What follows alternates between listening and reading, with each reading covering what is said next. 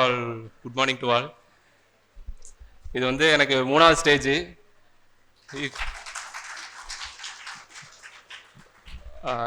First RRB, அப்புறம் IBPS, இப்போ வந்து லாஸ்ட்டாக எஸ்பிஐ. எஸ்பிஐனோட ஃபஸ்ட்டு எனக்கு என்ன ஞாபகம் வருதுன்னா, நான் எழுதின மொதல் எக்ஸாம் பேங்க் எக்ஸாம்னு உள்ளே வந்து ஒரு காம்படிட்டிவ் எக்ஸாம்னு ஆரம்பிக்கும் போது மொதல் எக்ஸாம் எழுதுனது வந்து எஸ்பிஐ தான் எழுதினேன். அதோட மார்க் கேட்டால் இன்னும் எனக்கே இதாக தான் இருக்குது. 6 மார்க் எடுத்தேன். ஃபஸ்ட்டு போய் மொதல் எக்ஸாம் மொதல் ப்ரிலிம்ஸு வெறும் 100 மார்க்குக்கு 6 மார்க் தான் எடுத்தேன். கடைசி இப்போ அதிலே நான் கிளியர் பண்ணியிருக்கேங்க, ரொம்ப ஹாப்பியாக இருக்குது. ஸோ ஃபஸ்ட்டு வந்து என் பேரண்ட்ஸ் தேங்க் பண்ணிக்கிறேன். ஏன்னா இவ்வளோ நாள் நான் என்ன பண்ணாலுமே ஃபுல்லாகவே சப்போர்ட் பண்ணியிருக்காங்க. எங்கள் அம்மா அப்பா எல்லாத்துக்குமே தேங்க் பண்ணிக்கிறேன்.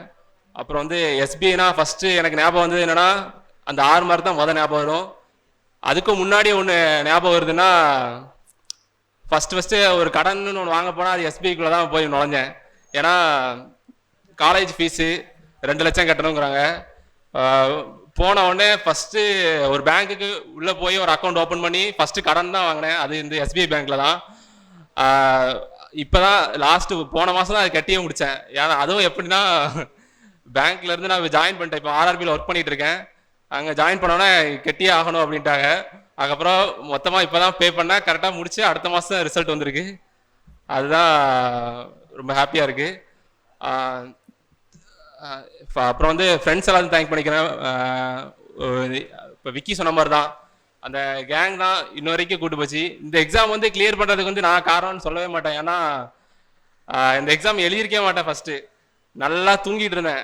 இப்போ ஒர்க் பண்ணுறதுனால டெய்லியும் 4 மணி நேரம் ட்ராவல், காலைல 2 மணி நேரம், வரதுக்கு 2 மணி நேரம் ட்ராவல், உடன்குடியில் தான் ஒர்க் பண்ணுறேன். போயிட்டு வந்துட்டு இருந்ததுனால ஆர்ஆர்பியே போதும், இதே நல்லா இருக்குது, நான் இங்கேயே இருந்துக்கிறேன் அப்படின்னேன். அப்புறம் விக்கி தான் ஒரு நாள் ஃபோன் பண்ணி, என் துணைக்காத எக்ஸாம் எழுதவா, ப்ரிலிம்ஸ் தான் கிளியர் பண்ணிட்டல, சும்மா கூடவாது வா அப்படின்னா.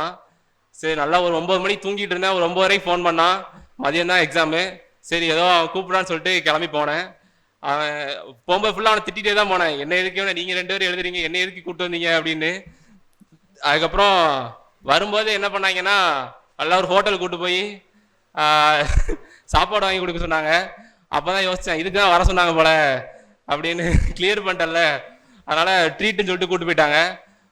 அப்படியே ஜாலியாக வந்துட்டோம். வந்ததுக்கப்புறம் ரிசல்ட்டு கூட நான் பார்க்கல. எனக்கு ஏன்னா ஹால் டிக்கெட் நான் எடுக்கலை. நம்பர் எதுவுமே தெரியாது. எல்லாமே வந்து விக்னேஷ் தான் இருக்குது. ஹால் டிக்கெட் முதல் கொண்டு அவன் தான் எடுத்து வந்து எக்ஸாம் எழுதவான்னு கூப்பிட்டு போனான். அப்புறம் ரிசல்ட்டும் அவன் தான் பார்த்து சொன்னான். அப்புறம் ஃப்ரெண்ட்ஸ் எல்லாத்துக்குமே ரொம்ப தேங்க் பண்ணிக்கிறேன். யாரா ஃபஸ்ட்டு பழனிசாமி, அப்புறம் விக்னேஷ், தினேஷ், நிறைய பேர் இருக்காங்க. ஒரு 30-40 பேர் இருக்காங்க, எல்லாரும் சொல்ல முடியாது. அப்புறம் ஸ்டாஃப் எல்லாத்துக்கும் எந்த ஸ்டேஜ்லையுமே ஸ்டாஃப் தேங்க் பண்ணல. இங்கே இருக்கிற ஸ்டாஃப் எல்லாத்துக்குமே தேங்க் பண்ணேன். ஸ்டாஃபும் ஒருத்தர் 2 பேரும் சொல்ல முடியாது. ஆல்ரெடி இங்கேருந்து அடுத்த ஒர்க் போன எல்லோரும் இருக்குது, நிறைய பேர் இருக்காங்க. ஏன்னா நான் 3 வருஷம் படிச்சுட்டு இருந்தேன். அதனால் ஸ்டாஃப் எல்லாத்தையுமே தேங்க் பண்ணிக்கிறேன். அப்புறம் ராஜா சார், இந்த லாஸ்ட்டு இந்த 1 இயர் வந்து ஃபுல் எஃபோர்ட், இவ்வளோ எஃபோர்ட் போட்டு படித்தது வந்து காரணம் வந்து ராஜா சார். ஏன்னா ஒரு நல்ல ஒரு டீம் ஃபார்ம் பண்ணி கொடுத்து, இதை தான் பண்ணுங்க, கண்டிப்பாக கிளியர் ஆயிரும் அப்படிங்கிற மாதிரி அந்த டீமில் உள்ள ஒருத்தர் கூட மிஸ் ஆகாமல் நாங்கள் எல்லோரும் கிளியர் ஆகிட்டோம். எனக்கு தெரிஞ்சு நாங்கள் எப்போவுமே யாராவது, நான் ஃபஸ்ட்டு 22ல் ஜாயின் பண்ணும்போது ஒரு 5-6 பேர் படிச்சுட்டு இருப்போம், 2 பேர் மிஸ் ஆயிடுவோம். அதை நான் ஒரு ஆளாக இருப்பேன். அடுத்து 24லேயும் அதே மாதிரி தான், 23லேயும் அதே மாதிரி தான். நான் ஒரு 6-7 பேர் படிச்சிருந்தோம், அதில் ஒரு 3 பேர் மிஸ் ஆகிட்டோம், அதுலேயும் நான் இருந்தேன். அப்புறம் ஆனால் இந்த வருஷம் ஃபார்ம் பண்ணதில் வந்து போன எல்லாருமே உட்காந்து படித்த எல்லாருமே கிளியர் ஆகிட்டோம். அதான் சக்ஸஸ் நினைக்கிறேன். இவ்வளோ 3 ஸ்டேஜ் ஏறியும் கொஞ்சம் பயமாகவே இருக்குது. தேங்க்யூ. சுரேஷ் IAS அகாடமி, வெற்றியின் முகவரி.